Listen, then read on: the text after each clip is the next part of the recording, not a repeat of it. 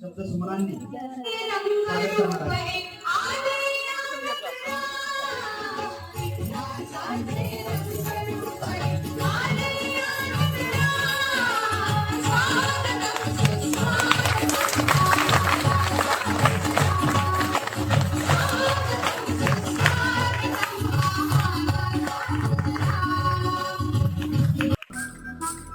जिस कवि की कल्पना में जिंदगी हो प्रेम गीत, उस कवि को आज तुम नकार दो। भीगती मसों में आज फूलती रगों में आज आग की लपट का तुम बघार दो। आरंभ है प्रचंड फूल मस्तकों के झुंड, आज जंग की घड़ी की तुम गुहार दो। मान मान शान या की जान का हो दान, आज एक धनुष के बाण पे उतार दो। श्वासांचे करुणे इंधन, प्राणांची करूया वाद, ही अखंड अस्तित्वाची तेवत राहू ही ज्योत। समोर सावित्रीबाई, करुणे देशाचा विकास, सावित्री तू झालीस क्रांतीची ज्योती, तुझ्या चरणी लीन होऊनी करणाऱ्या तसेच अंगीभूत असणाऱ्या ज्ञानकुंभातील शिक्षण संस्कार व मूल्य शिक्षणाची बीजे भावी पिढीतील कोवळ्या मनात पेरून सजग व सुसंस्कृत नागरिकांची पिढी घडवणाऱ्या उपस्थित सर्व सन्माननीय गुरुजनांची, आदरणीय जिल्हाधिकारी, सन्माननीय कर्तव्यदक्ष जिल्हाधिकारी, सर्वांचे प्रेरणास्थान आदरणीय दिलीपजी स्वामी साहेब, आजच्या आघूर केंद्रातील इतिहासामध्ये पहिल्यांदाच एका शिक्षण परिषदेसाठी इतके उच्च दर्जाचे अधिकारी या ठिकाणी उपस्थित होत आहे, हे आमच्या शाळेचं भाग्य आहे, हे आपल्या गावाचं भाग्य आहे। सर्वप्रथम जोरदार आपण त्यासाठी टाळ्या वाजवूया। मी सर्वांचं मनपूर्वक या ठिकाणी स्वागत करतो। कोणी किती ज्ञानी असलं तरी शिकणं कधी बंद होत नाही आणि जोवर आपण शिकतो तोवर शिक्षण कधी पूर्ण होत नाही। हाच विचार, हीच संकल्पना घेऊन आव्या पिढीला प्रगत करण्यासाठी प्रेरणी ही शिक्षण परिषदेचं आयोजन केलेलं आहे आणि ह्या शिक्षण परिषदेला आदरणीय माझा नमस्कार। आजच्या या केंद्रस्तरीय शिक्षण परिषदेसाठी आपल्याला लाभलेले माननीय श्री दिलीप स्वामी साहेब IAS यांची प्रमुख उपस्थिती आपल्याला लाभलेली आहे। तसेच त्यांच्या समवेत असलेले श्री कुमार साहेब आणि आमच्या तालुक्याचे गट शिक्षणाधिकारी हेमंत तोशीर साहेब, तसेच शिक्षण विस्तार अधिकारी श्री पुदाट साहेब आणि आमच्या केंद्राचे आदरणीय केंद्र प्रमुख श्री अशोकजी पगारे सर, तसेच मंचावर उपस्थित सर्व सन्माननीय सदस्य आणि आजच्या या शिक्षण परिषदेचे सगळे समन्वयक, तसेच पानव खंडाळा आणि इतर केंद्रातील सर्व शाळा आणि उपस्थित ग्रामस्थ यांचं सर्वांचं सहर्ष स्वागत। आमच्या या केंद्रस्तरीय शिक्षण परिषदेमध्ये विविध विषयांवर सखोल चर्चा होत असते। त्यातीलच एक उपक्रम म्हणजे दशसूत्री अंतर्गत राबविण्यात येणारे विविध उपक्रम आणि त्या उपक्रमांचा आमच्या शालेय विद्यार्थ्यांसाठी कसा फायदा झाला हे आमच्या या छोट्याशा या PPT प्रेझेंटेशन द्वारे आम्ही आपणास दाखवू इच्छितो। मी जयश्री दिगंबर गायकवाड, जिल्हा परिषद प्राथमिक शाळा पानव खुर्द येथे सहशिक्षक म्हणून कार्यरत आहे। आमच्या शाळेमध्ये दशसूत्री अंतर्गत विविध उपक्रम राबवले जातात, जसे दशसूत्री अंतर्गत येणारे गुणवत्तापूर्ण शिक्षण, IT क्षम विद्यार्थी, संस्कारक्षम विद्यार्थी, तसेच विद्यार्थी प्रात्यक्षिकाद्वारे शिक्षण घेणारे विद्यार्थी, तंत्रज्ञानाचा वापर करणारे विद्यार्थी, पालकांचा सहभाग असणारे विद्यार्थी आणि प्रत्येकाला मिळणारी समान संधी, तसेच आरोग्य आणि क्रीडा बाबत राबवले जाणारे विविध उपक्रम, पर्यावरण शिक्षण, पर्यावरण पूरक शिक्षण, यामध्ये येणारे इको क्लब, हरित शाळा, सगळेच उपक्रम आमच्या या केंद्रामध्ये शाळेमध्ये राबवले जातात। तसेच आमची शाळा ही प्रयोगशील आणि आदर्श शाळा आहे आणि नवोपक्रमासाठी 4 पुरस्कार आमच्या पानव खुर्द शाळेला जिल्हा स्तरावर प्राप्त झालेले आहेत। तसेच आमचे नवोपक्रमशील आणि गुणवत्तापूर्ण शाळा म्हणून मागील वर्षी निवड झाली होती, तिथे स्वामी साहेबांना मी ऐकलं होतं की ते फॉर्मर सीईओ म्हणून सोलापूर येथे सोलापूर जिल्ह्यामध्ये कार्यरत असताना त्यांनी एक उदाहरण सांगितलं होतं की सायकलचा उपक्रम त्यांनी तिथं घेतला होता, मुलींना सायकल वाटप गरीब विद्यार्थ्यांना गरजू, आणि फारच प्रभावित झालो होतो सर आम्ही. यानंतर माझी शाळा सुंदर शाळा यामध्ये तालुकास्तरीय प्रथम क्रमांकाचं बक्षीस आमच्या या आगूर केंद्रांतर्गत असलेल्या पानवखुर्द शाळेला मिळालं, 3 लाखाचं बक्षीस. आणि असेच विविध उपक्रमामुळे आमच्या या शाळेचा पट हा जवळपास दुपटीने वाढलाय सर, आणि शिक्षक संख्या सुद्धा विद्यार्थ्यांच्या संख्येबरोबर दुपटीने वाढलेली आहे. अशा या उपक्रमामुळेच आमच्या शाळेचा वाढता पट आहे. आणि आमच्या शाळेमध्ये जसं दशसूत्री अंतर्गत येतं की स्पर्धाक्षम विद्यार्थी झाला पाहिजे, आणि त्या स्पर्धेसाठी विद्यार्थ्यांना प्रवृत्त केलं, आणि शाळेच्या स्वखर्चाने काही बक्षीस सुरुवातीला दिले होते की त्यांना प्रलोभन म्हणूया आपण, आणि विद्यार्थ्यांना एक प्रलोभनाची सुरुवात दिली, आणि त्यांनी अभ्यासाला सुद्धा सुरुवात केली. विविध उपक्रमांमुळे त्यांना आनंद झाला, आणि मोठमोठ्या व्यासपीठांवर त्यांना बक्षीस मिळालेले आहेत सर, मंथन MTS सारख्या. तसेच आमचा हा जो नवोपक्रम आहे परिपाठ शाळेचा आरसा, संस्कारक्षम विद्यार्थी घडण्यासाठी अतिशय महत्वाचा आहे सर. आणि यामध्ये गुणदान दिले जातात दररोजच्या परिपाठाला. तर त्या गुणदानाद्वारे विद्यार्थी स्वतः सूत्रसंचालन करतात, त्यांना संधी मिळाली जाते, समान संधी आम्ही देतो, म्हणजे दशसूत्रीचा याच्यामध्ये समभाग आहे. आणि प्रथम पुरस्कार या नवोपक्रमाला जिल्हास्तरीय सुयोग बर्डे सरांचा हा होता सर उपक्रम. यानंतर अशी शिक्षणाची रांगोळी, शैक्षणिक रांगोळी म्हणूया आपण, दररोज असते सरी आमच्या प्रांगणामध्ये. जसे विद्यार्थी आतमध्ये येतात, ज्याचा परिपाठ असतो ती रांगोळी काढतात, आणि सगळ्या वर्गाच्या विद्यार्थ्यांना हे वेळापत्रकानुसार वाटप करून दिले आहे. विद्यार्थी स्वतःच या उपक्रमाचे सर्व आयोजक नियोजक आहेत. तसेच आमचे सीड बॉल आपण पर्यावरण पूरक उपक्रम म्हणूया, तर सीड बॉल तयार केले होते. सीड बॉल प्लांटेशन हा आमचा नवोपक्रम, याला सुद्धा बक्षीस मिळाला आहे जिल्हा स्तरावर. सुयोग बोराडे सर यांनी तो सादर केलेला होता. तसेच एक कुंडी पर्यावरणपूरक उपक्रम, एक कुंडी एक मूल एक झाड असे उपक्रम आम्ही सादर करतो. आणि मुलांनी आता स्वतःच्या कुंड्या, मी त्यांना सांगितलं की कोणाची कुंडी सुंदर प्रकारे आपण कलेशी एकत्रीकरण केले सर, आणि सुंदर अशा कुंड्या कलेच्या यामध्ये त्यांनी रंगकाम केलं आहे. आणि खरंच अशा प्रात्यक्षिकातून जर शिक्षक दशसूत्री खरंच खूपच महत्वाची आहे. आपल्याला वाटत असेल काय आहे नवीन उपक्रम, परंतु आपण जेव्हा ते प्रत्यक्षात राबवतो तेव्हा आपल्याला कळतं की आपल्या विद्यार्थ्यांना हे किती लाभदायक असतं.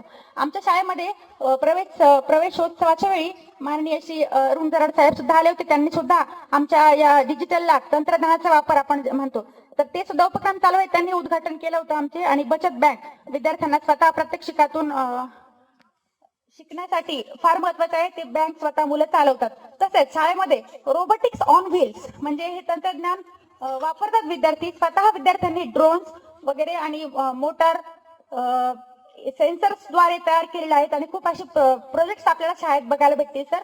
मुले स्वतः इतका आवडीने करतात की आम्हाला असं सांगायचे, एकदा शिकवलं की ते स्वतःच पुढचे मॉड्यूल्स बघूं स्वतः ऑन करून व्हिडिओ ऑन करतात, इंटरॅक्टिव्ह पॅनलचा वापर करतात आणि स्वतः ते बनवतात. आणि या प्रकारे आपण बघू शकाल की ते त्यांनी प्रोजेक्ट बनवलेत. विद्यार्थी गटात अध्ययन करतात आणि स्वतः वापर करतात. इंग्रजीचा वाचन म्हणा, इंग्रजी बोलण्यासाठी सुद्धा आम्ही विविध उपक्रम घेतले आहेत. कॉम्प्युटर लॅब देखील आमच्या शाळेला मंजूर झालेली आहे, परंतु आम्ही सध्या लोकसहभागातून ती चालू ठेवलेली आहे शाळेमध्ये. आणि शिकवताना सुद्धा आम्ही इंटरॅक्टिव्ह पॅनलचा वापर करतो. विद्यार्थी आनंददायी शिक्षण आमच्या शाळेत घेतात. Tab, TV, interactive board, Bluetooth speaker असे विविध साधनं विद्यार्थी लिलया हाताळतात. सगळे आमचे पासवर्ड वगैरे सगळे त्यांच्या पाठ आहेत. वायफायचा वापर ते करतात. शाळेमध्ये वायफाय सुद्धा बसवलेला आहे. कधी कधी स्वखर्चाने आम्ही ते रिचार्ज सुद्धा करतो. शाळेचे उत्तम अशी परसबाग आहे सर. विद्यार्थी त्याचं नियोजन करतात, बघतात, देखभाल करतात. आणि कृषीचा घटक हा खरंच खूप महत्वाचा आहे आणि तो सुद्धा आपण आता अभ्यासक्रमात घेणारच आहोत. म्हणजे शासनाकडून तसे निर्देश येतील तर विद्यार्थ्यांची सुरुवात त्याप्रमाणे झाली आहे. आणि स्वतः मेहनत करणं, फक्त विद्यार्थ्यांनी शिक्षणच घेणं महत्वाचं नाही, तर त्याच्या अंगी सगळे गुण रुजले गेले पाहिजेत. म्हणून आमच्या शाळेमध्ये विविध असे उपक्रम साजरे केले जातात. पालक सभा सुद्धा घेतली जाते. पालक रात्री सुद्धा आम्ही जर बोलवलं की ते त्यांना दिवसा व्यस्त असतात, ते रात्री बोलवलं तर सगळे गाव आमच्या सभेला उपस्थित राहतात आणि चर्चा, शाळेच्या विकासाची चर्चा यातून होत असते सर. आणि सगळे पालक सहभागातून जवळपास शाळेचे भरपूर कामं झालेत. गांडूळ खत निर्मिती असेल, परसबाग निर्मिती असेल, रेन वॉटर हार्वेस्टिंग असेल, शाळेला काही गोष्टींची मदत लागत असेल, तसेच आमच्या शाळेमध्ये अंगणवाडी सुद्धा चांगल्या पद्धतीने कार्य करतो. बचत बँकेचे आमचे आधी शिक्षण विस्तार अधिकारी श्री मनीष दिवेकर साहेब यांनी वेळोवेळी विविध अधिकारी येत असतात, शाळेला भेट देत असतात आणि विद्यार्थ्यांचं कौतुक करतात. कारण हे सगळे फॉर्म्स इंग्लिश मधून आहेत, विद्यार्थी स्वतः भरतात, लेजर मेंटेन करतात आणि स्वतःच हिशेब ठेवतात देखील.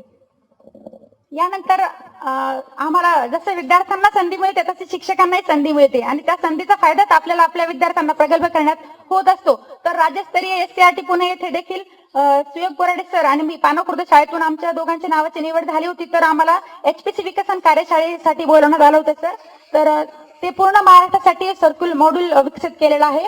त्यानंतर PM ई विद्या चॅनल हे राष्ट्रीय पातळीवर इंग्रजी विषयावर ई कंटेंट निर्मिती संदर्भात होतं. तर त्यामध्ये सुद्धा सरांना आणि मला इंग्रजी विषयावर प्रभुत्व असल्यामुळे दोघांनाही संधी मिळाली आणि त्या चॅनेलसाठी आम्हाला व्हिडिओ निर्मिती करण्यात आम्ही सहभाग घेतला.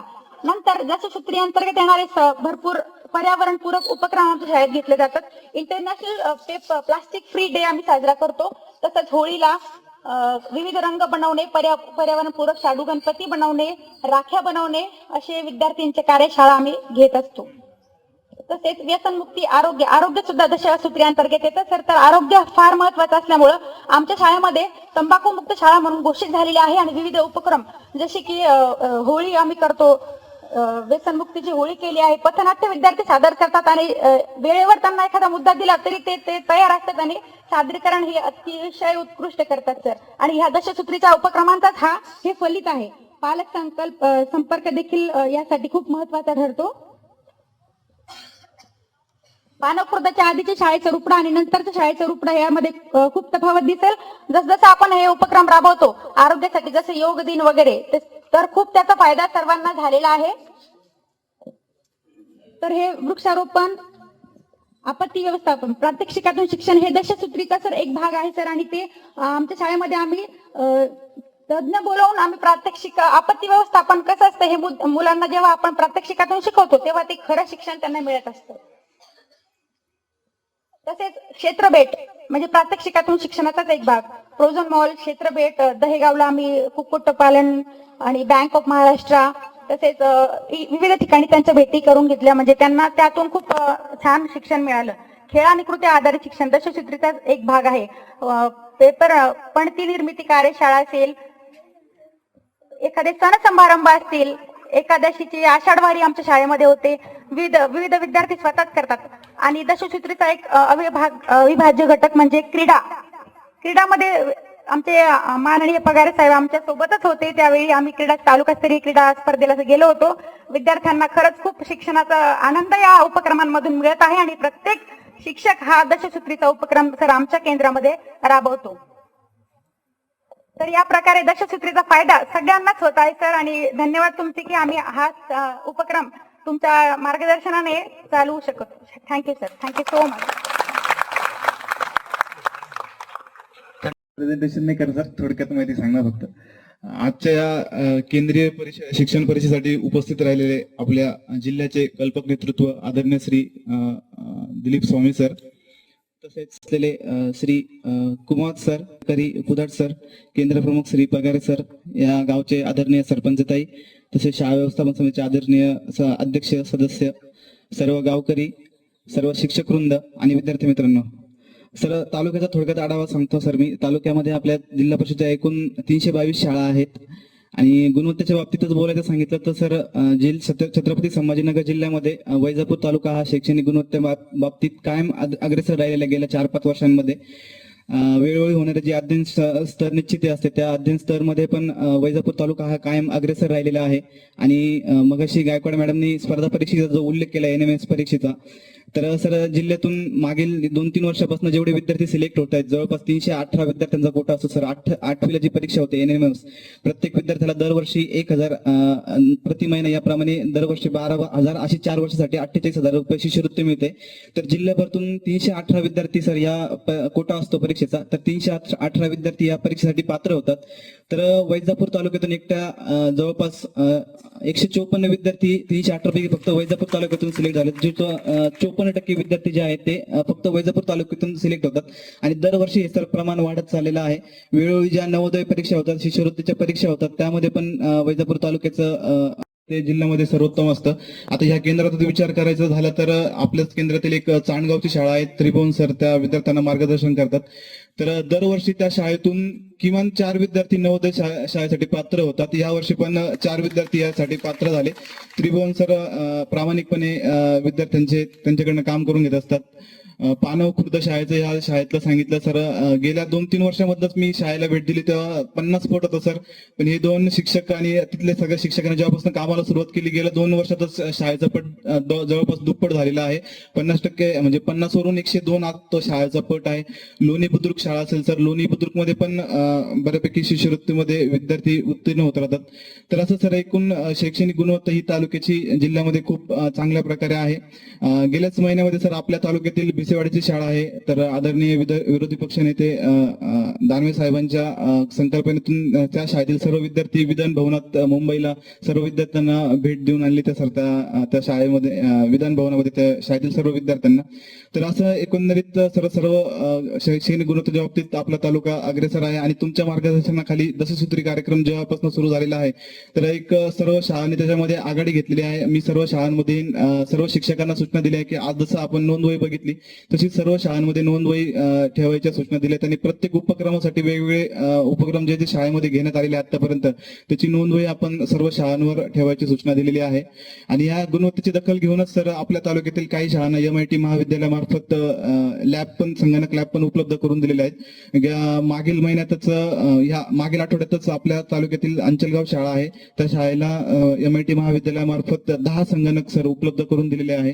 आणि त्यांनी अजून आपल्याला सांगितले की अशा ज्या गुणवत्तेमध्ये आपल्या शाळा पुढे असतील तर त्यांना नाव सुचवायला सांगितलं आणि अजून 15 संगणक संच म्हणजे संगणक लॅब आपल्या तालुक्यातील सर्व शाळांना त्या महाविद्यालयामार्फत उपलब्ध होणार आहेत.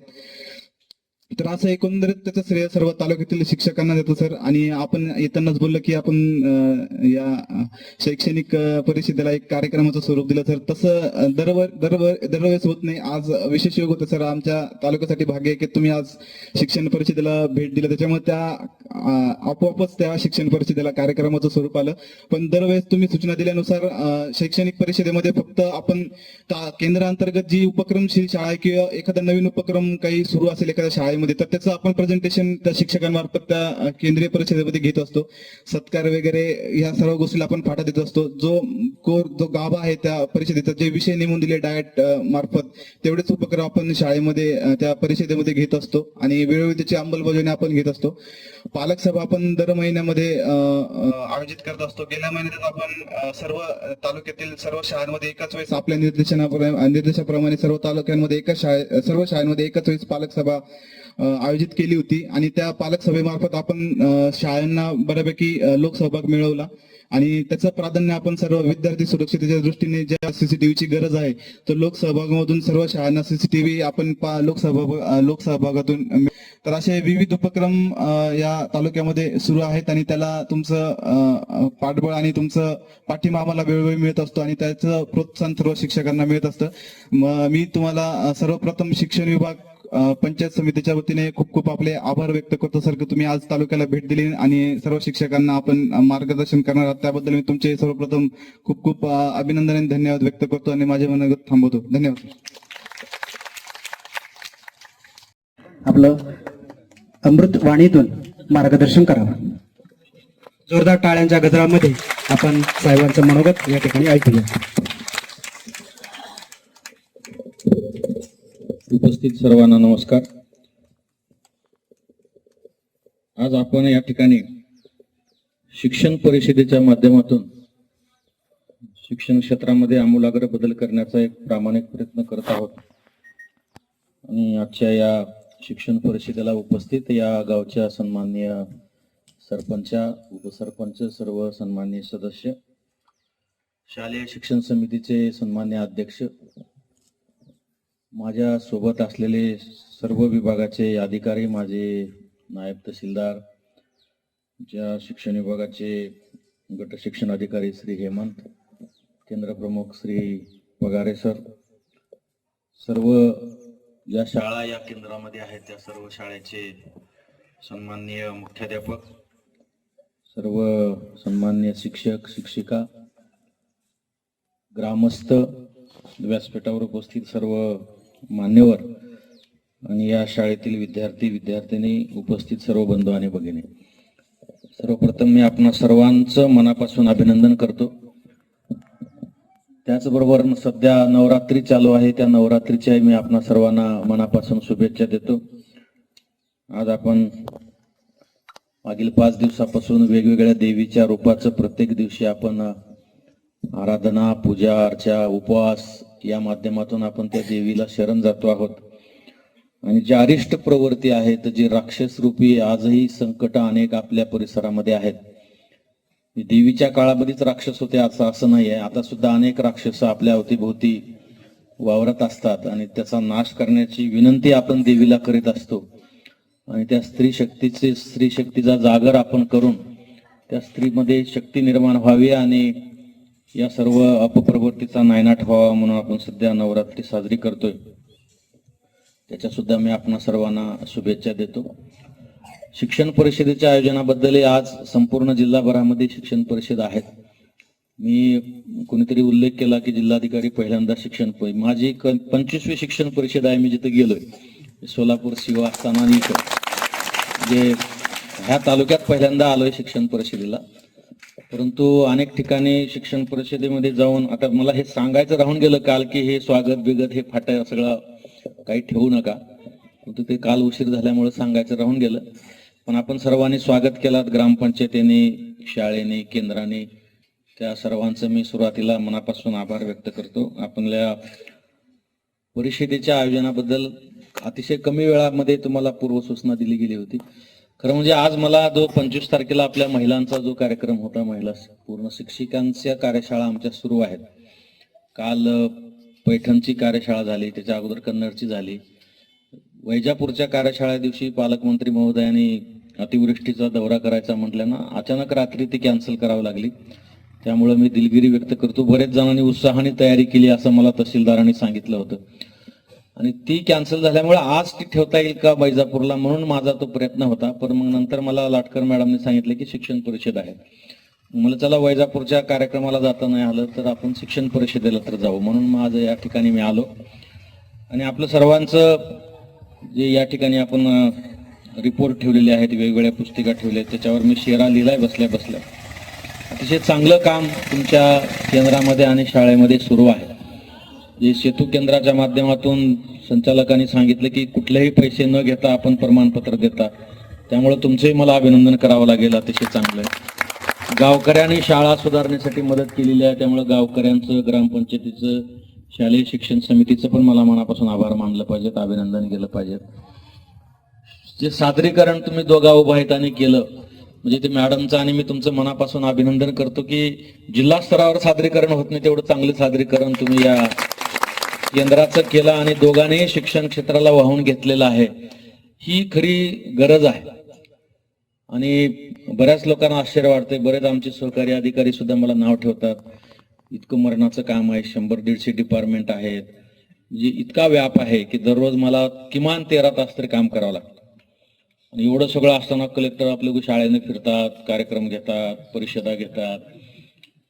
काय गरज आहे? बऱ्याच लोकांना असं वाटत असेल की कलेक्टर साहेबाचा पगार बिगार वाढत असेल, कदाचित इन्क्रिमेंट वाढत असेल. असं काही नाही.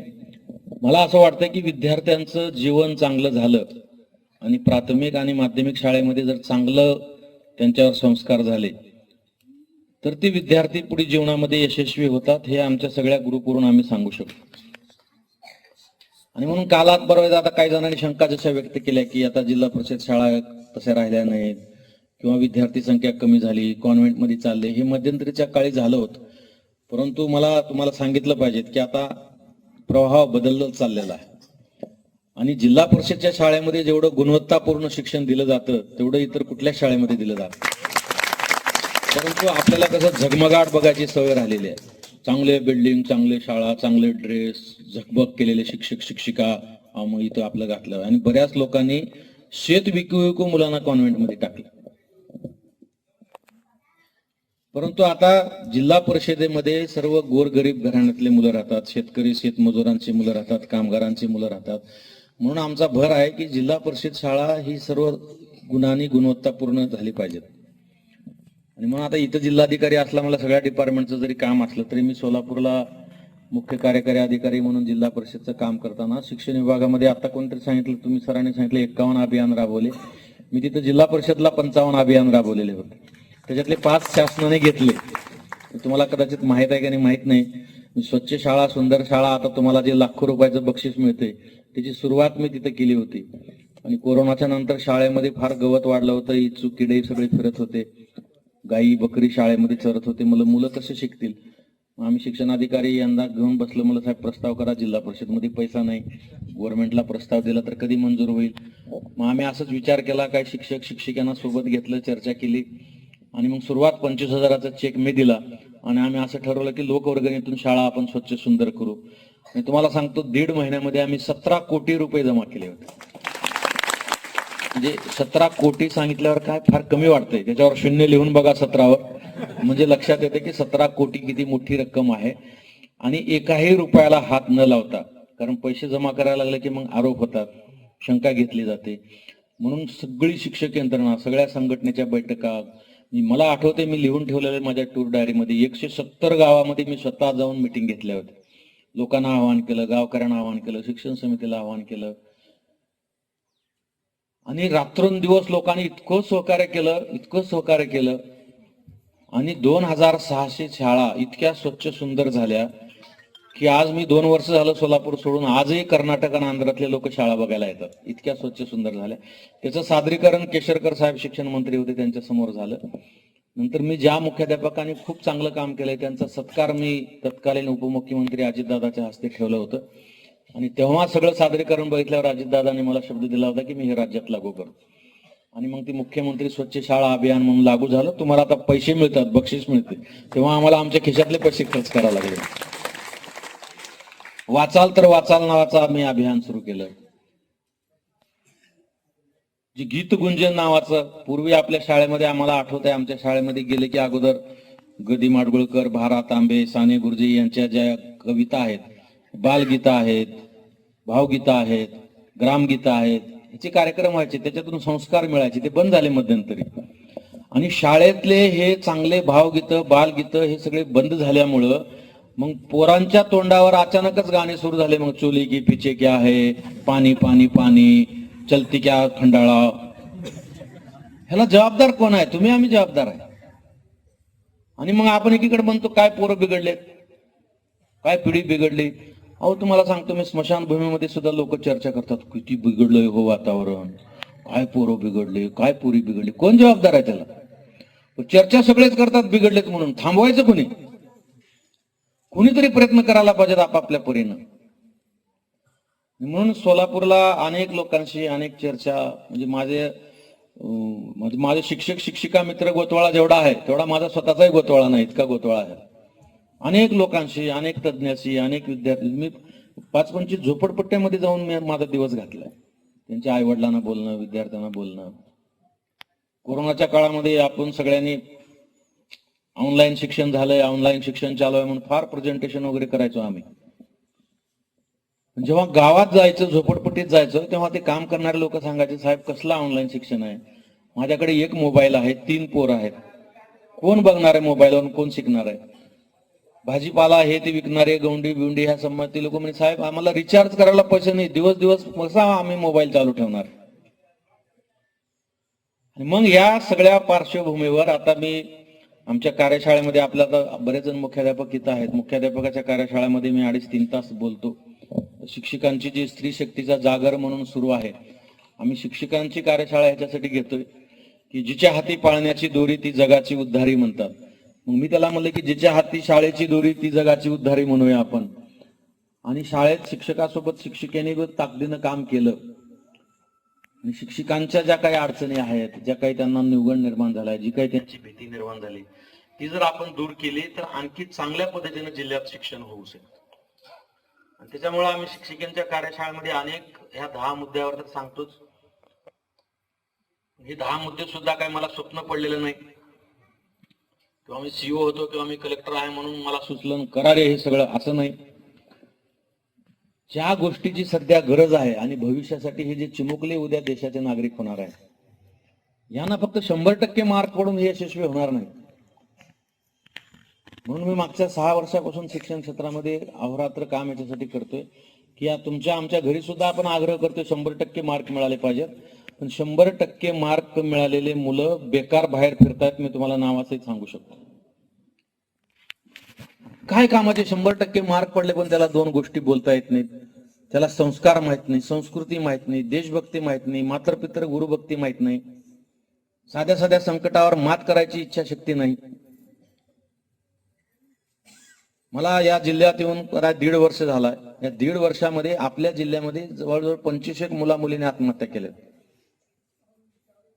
22 मुलं तुमची ते डीपी काढायचं म्हणून, काय स्टेटसला रील ठेवायचं म्हणून नको तिथं जाऊन थांबले. काय मोबाईलवर फोटो ठेवून काय फरक पडतो माहित नाही, पण हातातोंडाला आलेले, वयाला आलेले मुलं मुली किती ऍक्सिडेंट मध्ये गेले आपल्या जिल्ह्यात. आणि परीक्षेचा निकाल लागला की मागचे तुमच्याकडे कोणाकडे पेपर असतील तर काढा 2-3 वर्षाचे. रिझल्ट 10वी 12वीचा लागला की 10-15 मुलांची आत्महत्या आपल्या जिल्ह्यामध्ये होती. का तर मार्क कमी पडले. त्याच्यानंतर आई वडील गुरुजींचं सध्या काय झालेलं आहे. आपल्या घरी जर बघितलं आपण जुन्या काळातल्या आता बरेच तिथं ज्येष्ठ नागरिक बसलेले आहेत. पूर्वी घरात जेवायला मिळायचं नाही आमच्या, पण कुणी पाहुणा रावळा आला की आल्याबरोबर हातपाय धुवायला पाणी द्यायचो, गुळ साखर द्यायचो, फाटकी चादर, फाटकी सतरंजी, फाटकी वाकळ माहित आहे का नाही माहित नाही, इकडे आमच्याकडे गोधडी ते द्यायचो. अहो त्याच्यात किती प्रेम होतं, किती आपुलकी होती. त्या गोधडीवर त्या फाटक्या तुमचे गोधडी राहायची, त्याच्यावर बसून गुळ साखर दिला जायचा, चहा दिला जायचा, सुखदुःखाच्या गोष्टी विचारल्या जायच्या. आता तुम्ही कोणाच्या घरी जा, सगळे मोबाईल मध्ये बसलेले दिसतील किंवा टीव्ही समोर बसलेले दिसतील. कुठे गेले आपले संस्कार. आपल्याकडे पूर्वी रात्री बेरात्री जरी 10-15 पाहुणे आले अचानक, तर आपली माऊली दणादण भाकरी बेसन ठेचा करून आनंदानं सगळ्याला जीव घालायची. 2 पाहुणे आले तरी घरात चर्चा होती कुठल्या हॉटेलमध्ये जायचं आज. आणि भिंतीवर लिहिलेलं असतं अतिथी देवो भव. अतिशय विचित्र परिस्थिती. मी हा वेड्यासारखं का फिरतोय याच्यामध्ये माझा काही स्वार्थ नाहीये. मला काही ह्या जिल्ह्यात निवडणुकीला थांबायचं नाहीये. माझा काही पगार किंवा इन्क्रिमेंट वाढणार नाही, माझा सत्कार होणार. कारण माझे सत्कार अनेक झालेत पण मी ते घेतले नाही. जेव्हा केव्हा कुठला झाला तो ज्या डिपार्टमेंटचा आहे किंवा ज्याने काम केलं मी त्यालाच ते समर्पित केलंय. पण आपण जर आता लक्षात नाही घेतलं तर परिस्थिती 5-10 वर्षांनी हाताबाहेर जाईल.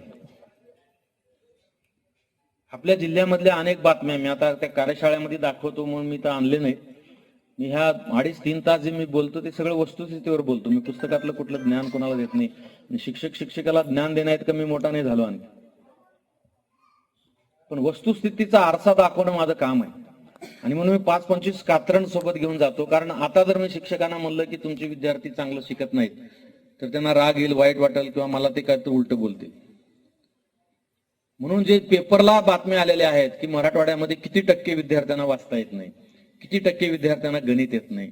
शालेय शिक्षण विभागाने आणि इतर NGOजने जे सर्वे केलेला आहे त्याची आकडेवारी आणि ते बातम्या मी दाखवतो.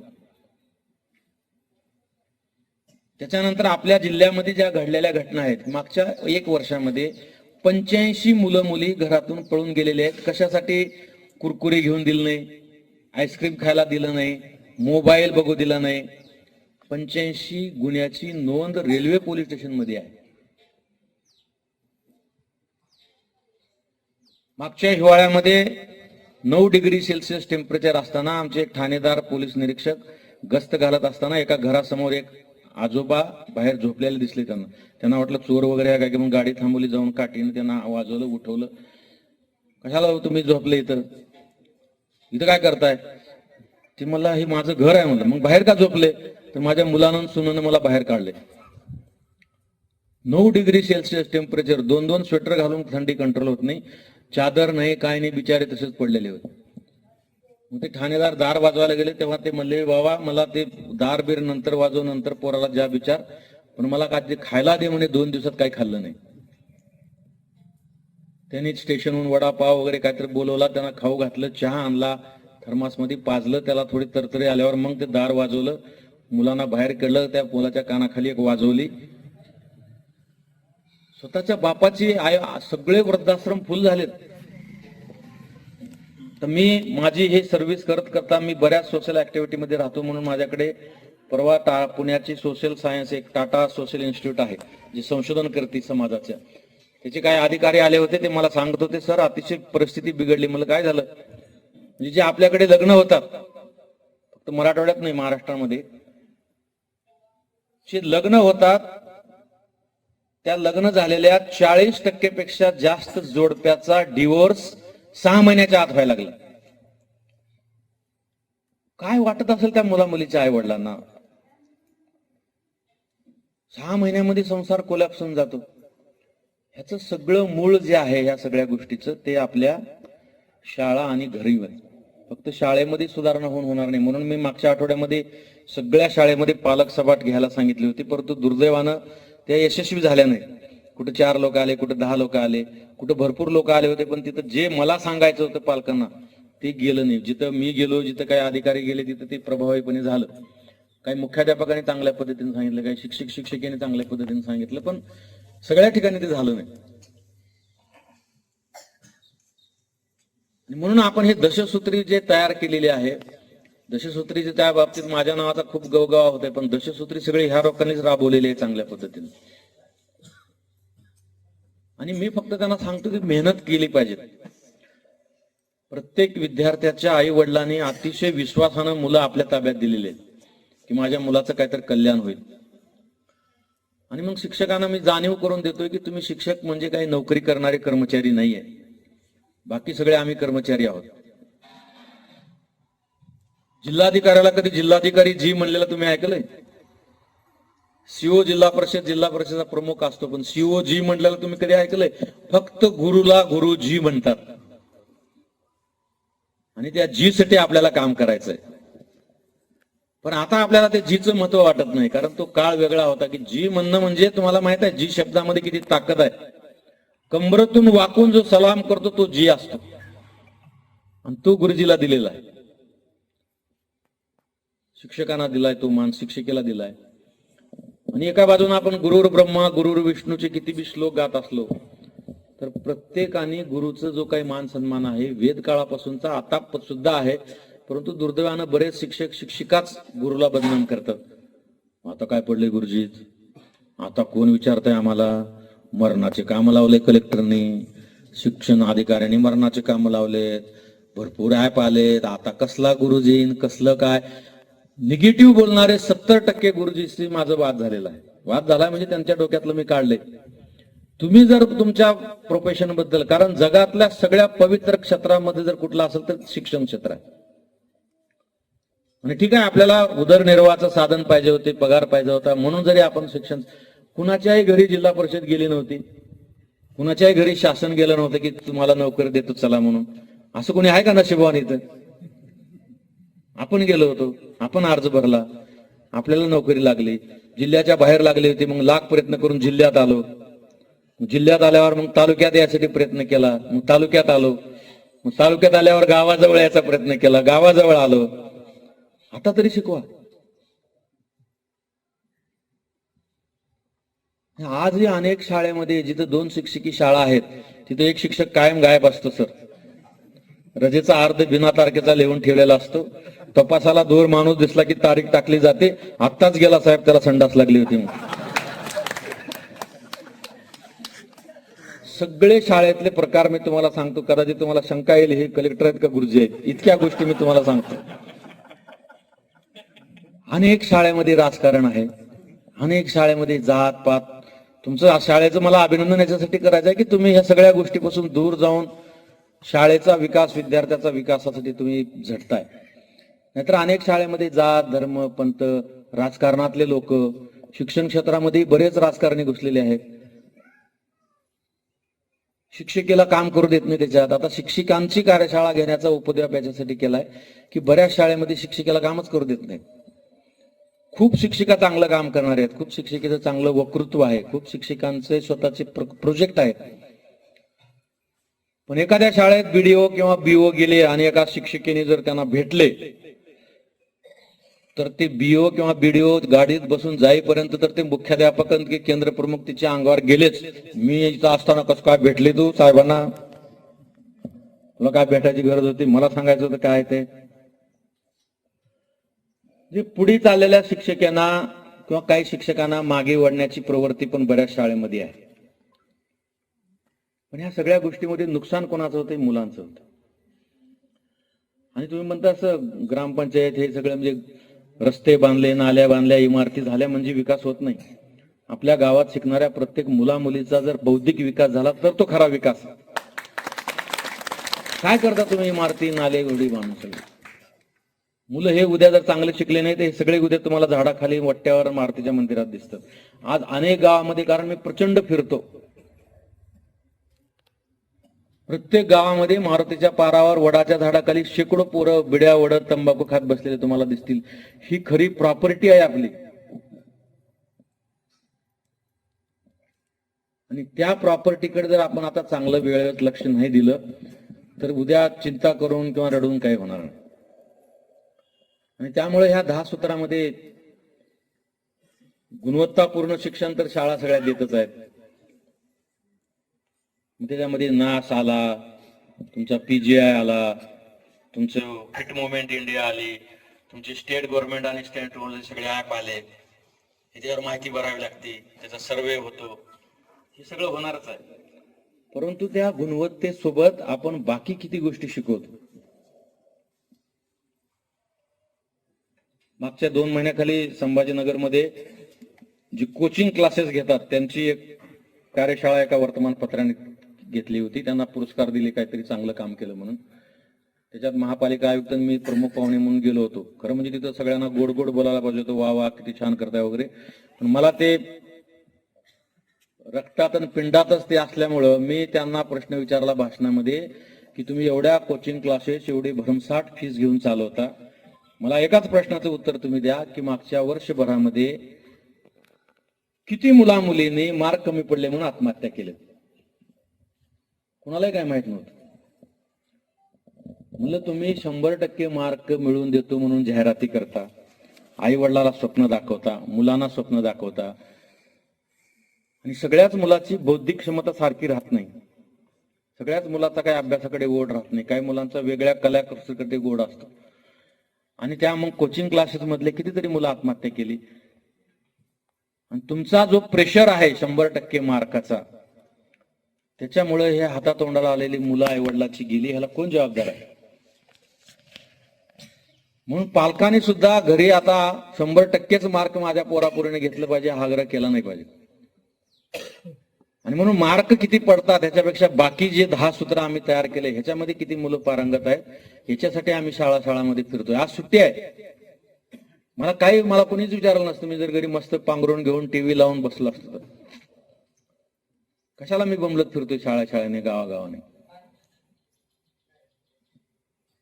कारण शिक्षणासोबत आपण आता याच्यामध्ये स्पर्धाक्षम विद्यार्थी घडवणे. किती मुलं आपल्या गावातले IAS IPS झालेत, किती मुलं NDA मध्ये गेले, डिफेन्स मध्ये गेले, आर्मीच्या मोठ्या मोठ्या पदावर. आपल्या घरचा विचार करू ना, शाळेचा जाऊ द्या. आपली मुलं ग्रॅज्युएट झाल्यावर काही नोकरी लागत नाही तर मग करा MPSC UPSC.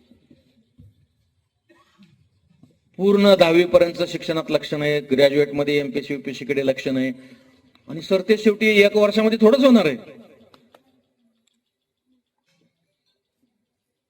UPSC मध्ये किमान 25-1 लाख विद्यार्थ्यांना मागे टाकावं लागतं. MPSC मध्ये 1.5 ते 2 लाख विद्यार्थ्यांना मागे टाकावं लागतं. एवढा अभ्यास आपला कधी होणार आहे? म्हणून आपण आता प्राथमिक शाळेपासून, भलंही त्याला काही कळत नसेल, पण आता हे खरंच हे पुस्तक जे मी पाहिलं पूर्ण, खरंच तुमचं अभिनंदन आहे, तुमच्या या सरांचं पण अभिनंदन आहे. मी आता घेऊन जातो, सगळ्यांना दाखवतो आहे करा, कॉपी करायला. त्याच्यामध्ये छोटे छोटे प्रश्न आहेत. मला कॉन्फिडन्सली आजही आठवते, मला UPSC मध्ये आणि MPSC मध्ये जर खरा फायदा कोण झाला, काय झाला असेल तर माझ्या शाळेमध्ये माझ्या गुरुजींनी जे शिकवलं होतं आणि घरी माझे मामा शिक्षक होते, आठवड्यातून एकदा यायचे बहिणीला भेटायला, आईला भेटायला म्हणून. आणि त्यांनी जे शिकवलं त्यांच्या जोरावर मी आज तुमच्या समोर जिल्हाधिकारी म्हणून उभा आहे.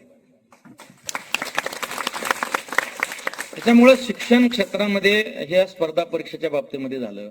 नंतर आरोग्यक्षम विद्यार्थी घडवणे.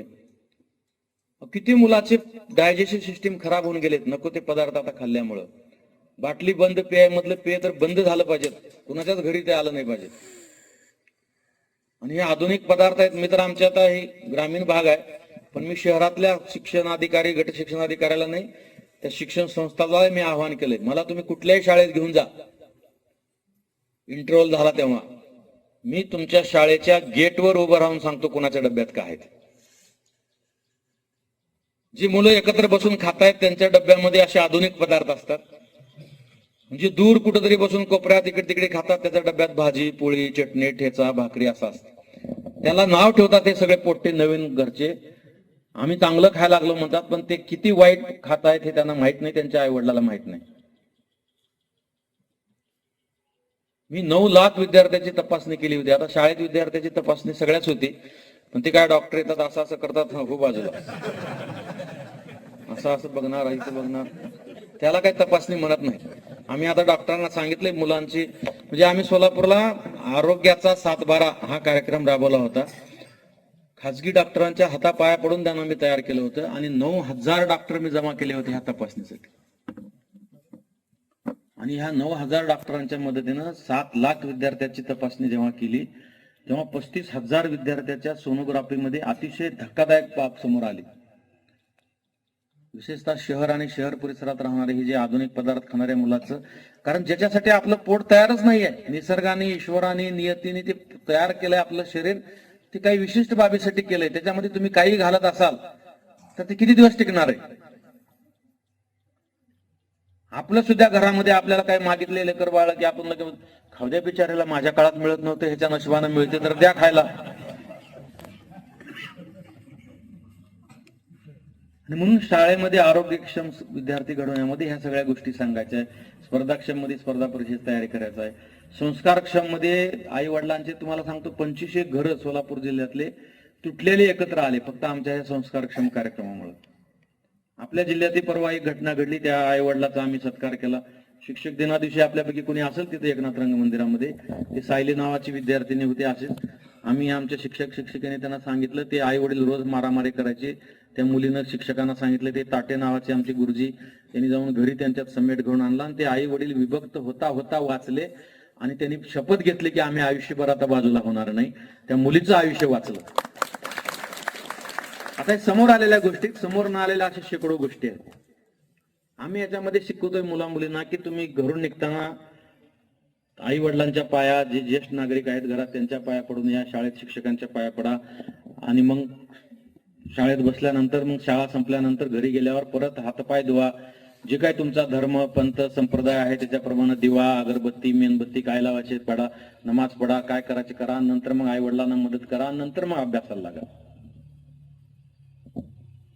छोट्या छोट्या गोष्टी मुलांना, अनेक घरामध्ये विशेषतः जिथं महिला नोकरीला आहेत त्या घरी सकाळी स्पर्धा चालू असते, कारण मुला मुलींना व्यवस्थित दप्तर ठेवलेलं राहत नाही, त्याच्या वस्तू सकाळी सापडत नाहीत. डब्बा करून द्यायचा असतो, मुलांना वेगळा डब्बा करून द्यायचा असतो, घरी नवरा नोकरीला असतो तर त्याचा वेगळा डब्बा करून द्यावा लागतो. आणि मुलांना जोपर्यंत आपण चांगल्या सवयी लावत नाही त्या त्यांना लागत नाही. म्हणून संस्कारक्षम मध्ये आपण त्या गोष्टी घेतोय. IT मध्ये मोबाईल कसा वापरावा, आपलं सगळ्याला भीती आहे आता की माझा मोबाईल मध्ये मुलगा काय बघत असेल, मुली काय बघत असतील, सगळ्यांच्या घरचा हा प्रश्न आहे. पण आता मोबाईल पासून दूर राहून आपण जगू शकत नाही किंवा आपण विकास करू शकत नाही. म्हणून मोबाईल घेतलं म्हणून मारलं, मोबाईल दिला नाही म्हणून, आता तुम्हाला मी पेपर कटिंग आणले नाही, मोबाईल घेऊन दिला नाही म्हणून मुला मुलीने आत्महत्या केल्या. परवा आपल्या जिल्ह्यामध्ये 16 वर्षाच्या मुलीनं आत्महत्या केली. का तर आई वडील मोबाईल बघू देत नव्हते म्हणून.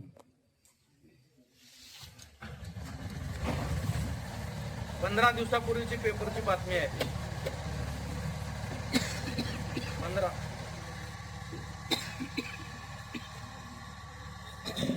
म्हणजे आपल्या जिल्ह्यामधली एक बातमी आहे. मोबाईल म्हणजे वायफाय आईनं बंद केला म्हणून आईचं डोकं भिंतीवर आपटून खून केला पोराने. सगळ्या बातम्या आहेत, म्हणजे काहीच सांगत नाही. आज त्या आणल्या नाहीत, मी तुम्हाला दाखवल्या. ह्या गोष्टी आपल्याला आता शाळेमध्ये आपण कौशल्य पूर्ण शिकवणे, त्यांना काहीतरी उद्या उदरनिर्वाह, सगळेच काही इंजिनियर, डॉक्टर, कलेक्टर, एसपी होणार नाहीत. उद्या बाहेर पडल्यानंतर त्यांना शेतकरी होऊ द्या, उत्तम शिक्षक होऊ द्या. शिक्षकासारखा तर पेशा नाही, परंतु दुर्दैवानं आपल्याकडे काय करतात, काहीच नाही झालं तर मग शिक्षक हो.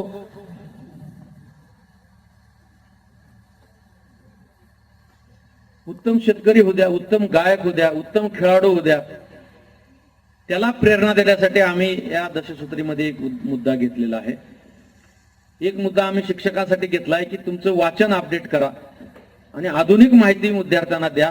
आपण काय करतोय, आमच्या शाळेमध्ये जे 10 वर्षापूर्वी 15 वर्षापूर्वी पुस्तक तयार झालेत, बालभारतीने किंवा शिक्षण विभागाने जे तयार केलेत तेच आपण शिकवतोय. ते शिकवणं आवश्यक पण आहे, ते नियम पण आहे. पण त्याला पूरक जे आहे, आता नागरिक शास्त्र आपण शिकवतोय. नागरिक शास्त्राचं पुस्तक छापल्यापासून कितीतरी घटनेमध्ये दुरुस्त्या झाल्या, ती विद्यार्थ्यांना कोण सांगणार आहे? विज्ञानाच्या पुस्तकामध्ये 25 वर्षापूर्वी जे विज्ञान होतं ते पुस्तकामध्ये लिहिलेलं आहे. ह्या 25 वर्षामध्ये विज्ञानाने शेकडो प्रगती केलेली आहे, ते कोण विद्यार्थ्यांना शिकवणार? याच्यासाठी शिक्षकाने, मुख्याध्यापकाने, शिक्षण क्षेत्रातल्या अधिकाऱ्यांनी वाचन केलं पाहिजे. म्हणून वाचन क्षमता वाढली पाहिजे, कारण वाचनात बिलकुल नाही. मी मुख्याध्यापकाच्या कार्यशाळेमध्ये प्रश्न विचारलं. आता शिक्षकांच्या कार्यशाळा ज्या चालू आहे त्या शिक्षकांना मी विचारतो, किती जण दररोज वाचताय? तुम्हाला सांगतो 700-800 शिक्षकामध्ये किंवा 700-800 मुख्याध्यापकामध्ये 8 ते 10 हात वर येतात की आम्ही आज वाचतो. इतकं मोठं प्रगल्भ ज्ञान आपल्याकडे आहे, आध्यात्मिक ग्रंथ आपल्याकडे आहेत.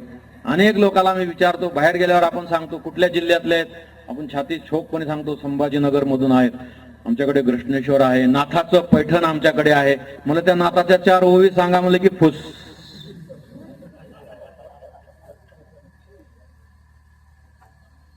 ज्ञानेश्वरी सारखं ग्रंथ आपल्याकडे आहे. भगवद्गीता तुम्ही 100 वेळा वाचा, 100 वेळा तुम्हाला वेगवेगळं ज्ञान मिळणार. तुकारामाने एवढे चांगले अभंग लिहिलेत, कितीतरी अभंग वाचताना वाटते अरे हे माझ्याकडे बघून तर लिहिलं नाही तुकारामाने. इतके वस्तुस्थिती ज्यांना तुकारामाने त्या काळात अभंग लिहिलेत. पण आता संत साहित्य वगैरे आपल्याला थोतांड वाटाले, नवीन लोक वाचायचे सोडून दिलेत. मुलांना ते तर बिलकुल रस नाही. आणि म्हणून एका शाळेमध्ये मी चाललो होतो, फिरत असताना शाळेच्या भिंतीवर लिहिलं होतं, प्रयत्ने वाळूचे कण रगडीता तेलही गळे. प्रयत्ने वाळू तुकाराम महाराजांनी लिहिले की जगातली अशक्य गोष्ट पण शक्य होती जर तुम्ही त्या पद्धतीने प्रयत्न केला तर. तितकं चांगली ओवी लिहिलेली, प्रयत्ने वाळूचे कण रगडीता तेलही गळे. तिथं बसलेले पोरं म्हणत होते शाळेतले, वाळूतून कुठं तेल गळते का, मास्तर काय पण लिहितंय आपलं. त्यांचा दोष नाहीये. तुकारामाची गाथा आपण वाचलं नाही म्हणून तुकारामाचं काही नुकसान होणार नाही. ज्ञानेश्वरांची ज्ञानेश्वरी वाचली नाही म्हणून ज्ञानेश्वराचं काही नुकसान होणार नाही. नुकसान आपलं होणार आहे, आपल्या पिढीचं होणार आहे, आपल्या समाजाचं होणार आहे, आपल्या देशाचं होणार आहे. त्याच्यामुळे आम्ही आग्रह करतो की घरच्या टीव्ही बंद करा. टीव्हीवर नसते तसले सिरियल चालू आहेत, व्यसनाचे, मारामाऱ्याचे, घर सोडून पळून गेलेले, लुटलेले, लुटमार केलेले, फसवणूक केलेले, असले सगळे सिरियल आणि सगळे आई वडील मुला मुली सहित बघत बसतात. 50% प्रॉब्लेम सॉल्व्ह होतील जर टीव्ही बंद केला तर घरचे. आणि घरच्या आई वडिलांनी जर पुस्तक वाचत बसलं तर कुठल्याच पोरांना सांगावं लागत नाही की तुम्ही आता वाचत बसा. आपण मोठा आवाज करून टीव्ही बघत बसणार आणि पोराने अभ्यास करावा असं आपल्याला अपेक्षित वाटणार. आणि म्हणून वाचन क्षमता सुद्धा, वाचन संस्कृती कशी वाढायला लागेल, ह्या सगळ्या 8-10 मुद्द्यावर आपण काम करतोय. आणि मला माझ्या सर्व शिक्षक शिक्षिकेचा अभिमान आहे की त्यांनी माझ्या या उपक्रमाला भरभरून साथ देत आहेत. म्हणून काही अपवाद प्रत्येक ठिकाणी असतात, कामचोर लोक प्रत्येक ठिकाणी असतात, काही अंग काढणारे असतात, काही नाव ठेवणारे असतात, काही मला सुद्धा वेड्यात काढणारे लोक असतात. ही काय आजचे नाही, फार पुरातन काळापासूनच आहेत. करणाऱ्याला करू देत नाही. तुला काय आता राष्ट्रपती पुरस्कार मिळणार आहे का? एका शाळेत 1-2 चांगले काम करणारे लोक शिक्षकांना दुसरे पाय ओढणारे आहेत, शिक्षिकेना काम करणारे तिकडे नाव ठेवणारे आहेत. पण सगळे जे काही प्रयत्न करतायत, ज्यांना खऱ्या अर्थानं कळालंय दशसूत्री काय आहे आणि कशासाठी आहे, माझे काय 1.5-2 वर्ष राहीन, आणखी मी माझी बदली होऊन जाईल, पण तुम्ही साक्षीदार राहणार आहेत. हे काही लगेच परिणाम दिसणारा कार्यक्रम नाही. रात्री मी हळद लावली, सकाळी सकाळी आरशात गोरा पान दिसलं पाहिजे असं होणार नाही. याला 2-4 वर्ष लागतात. कारण 3 वर्षापूर्वी सोलापूरमध्ये सुरू केलेले रिझल्ट आता तिथे मिळायला लागलेत. आपल्या जिल्ह्यामध्ये मागच्या वर्षी सगळ्यांनी चांगलं काम केलंय, म्हणून आपल्या जिल्ह्याची जी वाचन क्षमता आहे, जे सर्वे झाला त्या आपल्या जिल्ह्याच्या मुलाची वाचन क्षमता 29व्या क्रमांकावर होती, ती 1 वर्षामध्ये 9व्या क्रमांकावर आली. 20 क्रमांकाने जंप घेतले. मुख्यमंत्री महोदयाच्या हस्ते आमचा सत्कार झाला. तो सत्कार आम्ही शिक्षकांना समर्पित केला. जर 1 वर्षामध्ये आपण एवढं काम करू शकतो, तर 2-4 वर्ष जर मन लावून काम केलं, हेवे दावे, तुझं माझं, जात धर्म पंथ, मै बडा तू बडा, हे सगळं सोडून जर झोकून देऊन काम केलं, तर तुम्हाला सांगतो निश्चितपणे आपली गुणवत्ता वाढेल. शिक्षण परिषदेमध्ये खऱ्या अर्थानं तेच आम्ही बदल करतोय की शिक्षण परिषदेमध्ये चर्चा झाली पाहिजे. कोण चांगलं केलंय, कोण वाईट केलंय, कुणामध्ये सुधारणा करायच्या, कुठल्या शिक्षकाने चांगलं काम केलंय, कुठल्या शिक्षिकेने चांगलं काम केलंय, कुणाला आमच्यापर्यंत काही पोहोचवायचं का, त्या माध्यमातून एखाद्या शाळेत चांगलं काम झालं तर ते तालुक्यात कसं नेता येईल, तालुक्यात चांगलं काम झालं असेल तर जिल्ह्यात कसं काम घेऊन जाता येईल. आणि म्हणून आम्ही आमच्या कार्यशाळेमध्ये सुद्धा आम्ही शिक्षकांना सुद्धा आवाहन करतो, शिक्षिकेना सुद्धा आवाहन करतो, शिक्षण विभागातल्या सगळ्या अधिकाऱ्याला आवाहन केलं की तुम्हाला जे काही करायचे तुम्ही करा, तुम्हाला जी काही मदत पाहिजे ते देतो. आणि तुम्हाला मला किंवा सीओना किंवा शिक्षणाधिकाऱ्याला काही सांगायचं असेल तर तुम्ही कधीही आमच्या ऑफिसला या. माझी मेल आयडी मी सगळ्याला दिली, माझा मोबाईल नंबर सगळ्याकडे आहे. माझ्या फेसबुकवर अनेक शिक्षण उपक्रम आहेत, अनेक शिक्षक शिक्षिका त्याच्यावर त्यांच्या शाळेमध्ये जी सुरुवातीला भीती वाटायची, कलेक्टरला कसं बोलायचं, कलेक्टरला कसं फ्रेंड रिक्वेस्ट पाठवायची, ते काय म्हणतील, प्रोटोकॉल काय, वॉरंट बिरंट काढतील. परंतु आपला उद्देश शिक्षण क्षेत्रामध्ये आमूलाग्र बदल झाला पाहिजे. आणि जिल्हा परिषद शाळेबद्दल जी लोकांच्या मनात भीती आहे, तुम्ही आता ती विद्यार्थी संख्या आता कमी नाही आहे, आता वाढायला लागलेली आहे. म्हणजे सोलापूरचा आता इथली आकडेवारी माझ्याकडे नाहीये, पण सोलापूरला 2 वर्ष हे सगळे कार्यक्रम घेतल्यानंतर 25,000 विद्यार्थी जिल्हा परिषद मध्ये वाढले होते. आणि आता तिथं जिल्हा परिषदेच्या शाळेमध्ये ऍडमिशन देण्यासाठी आमदार खासदारांना फोन करावा लागतो. कारण गुणवत्ता शिक्षकांची जी आहे ती जिल्हा परिषद मधली 1 नंबरची आहे. फक्त त्यांना प्रेरित करायची गरज आहे, त्यांना मोटिवेशन द्यायची गरज आहे, त्यांच्या काही अडीअडचणी ती सोडायची गरज आहे. आणि अडीअडचणीमध्ये सगळेच आपण, प्रत्येक जण अडीअडचणीमध्येच गुरफटलेला आहे. काय फक्त शिक्षकांनाच आणि शिक्षिकेनाच अडचणी याच्यातला भाग नाहीये, परंतु आपण त्या अडीअडचणीचा बाऊ जास्त करतो. आणि तो तुमच्या आमच्या जीवनाचं स्तोत्र आहे. एखादा पांढरा कागद जर मी घेतला, सफेद पांढरा कागद, आम्हाला मसुरीमध्ये ट्रेनिंग मध्ये सांगितलं होतं, एकदम असा सफेद कागद घेतला आणि त्या कागदावर जर असं गोल ठिपका मारला काळ्या शाईनं आणि तुम्हाला जर कागद दाखवला, तर आपल्यापैकी 80% लोक काय दिसतंय म्हणून विचारलं तर सगळे म्हणतील ते काळा ठपका दिसायला लागला. अख्खा पेपर पांढरा बाजूला असतो, त्याच्याकडे कोणाचं लक्ष जात नाही. आपल्या दैनंदिन जीवनामध्ये सुद्धा अडचणी, त्रास, प्रॉब्लेम्स ह्या त्या ठिपक्या एवढेच असतात. बाकी जेवढा कागद कोरा दिसतो सफेद तेवढं चांगलं असतं, परंतु त्याच्याकडे दुर्दैवानं आपलं लक्ष जात नाही. आणि म्हणून मग चांगलं काम होत नाही. तर हे काम चांगलं करण्यासाठी आम्ही काय फक्त त्यांना प्रेरणा देतोय, काम शेवटी त्यांनाच करायचं आहे. आणि ते चांगलं काम करतायत, त्यांचं मी अभिनंदन करतो. गावकऱ्यांनी खूप चांगलं शाळेसाठी काम केलेलं आहे. मला तुम्ही सांगितलं शाळा दत्तक घ्या, मी 1-2 शाळा दत्तक घेऊन काय होणार आहे, 4000 शाळा आहेत माझ्याकडे. पण मी गावकऱ्यांना सांगतो तुम्ही शाळा दत्तक घ्या. का घ्या?